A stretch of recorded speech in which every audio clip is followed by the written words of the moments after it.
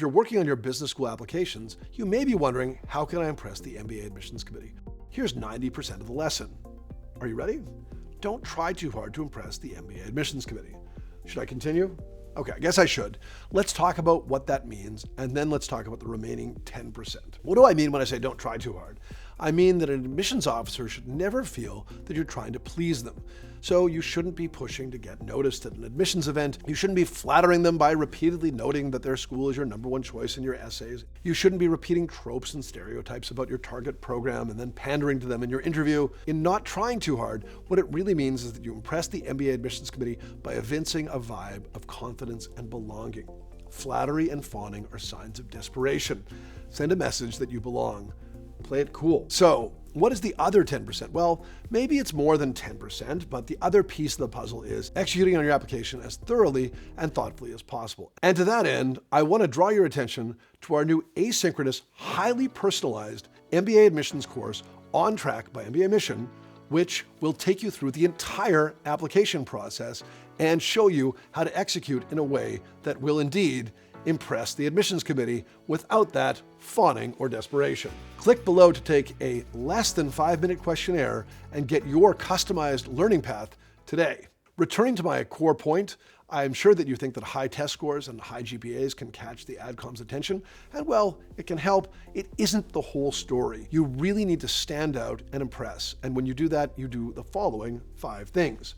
1, have thoughtful, detailed goals that you are capable of stretching yourself to achieve, and goals that reveal a sense of purpose. Many applicants simply share goals in their essays and interviews and state those goals as facts. I want to join a healthcare giant like Merck or Pfizer and help usher in the new era in big data-driven treatments. Okay, great. Why? What's motivating you? How will you thrive in this role? Why do you need an MBA to get there? You need to offer far more than the basics. How about having completed 3 years in healthcare consulting, I'm eager to move from advisory work to an in-house strategy role at a major pharmaceutical firm like Merck or Pfizer. There, I will engage on a long-term basis to ensure that our firm strategically acquires promising pre-approval drugs and shepherds orphan drugs to market.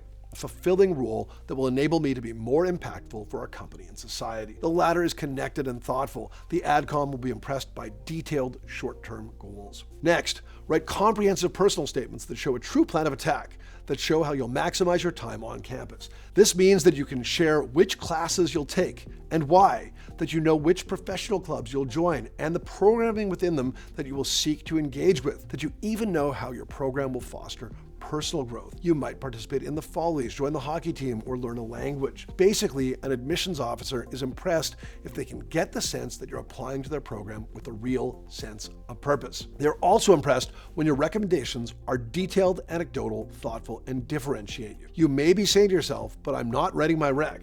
That's right. You aren't, but you need to educate your recommenders so that they can write using examples and differentiate you from others. You need to meet with your recommenders and give them a memo that details your best moments and accomplishments. Do your best to ensure that they know that accentuating your best vis-a-vis others in a comparative group is critical. Then your recommenders need to do their work. 4th, leave no stone unturned. What does that mean? It means making a professional commitment, not just to your essays, but to your resume and short answers. You should be striving to maximize every opportunity, every communication. If you copy and paste your resume into your short answers on your professional background, for example, you could identify yourself as lazy. Or at a minimum, you'll just miss an opportunity to share something new, share a different angle into your professional experiences.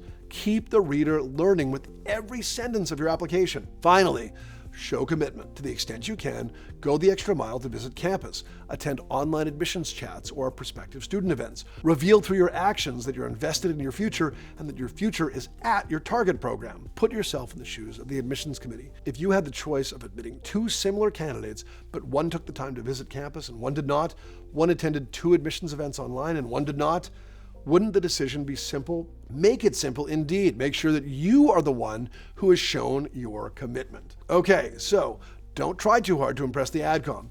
Be yourself, share detailed and achievable goals, go the extra mile, dedicate yourself to the admissions process, and that in itself will impress the AdCom. Ready to start executing? Check out the next video on personal statements.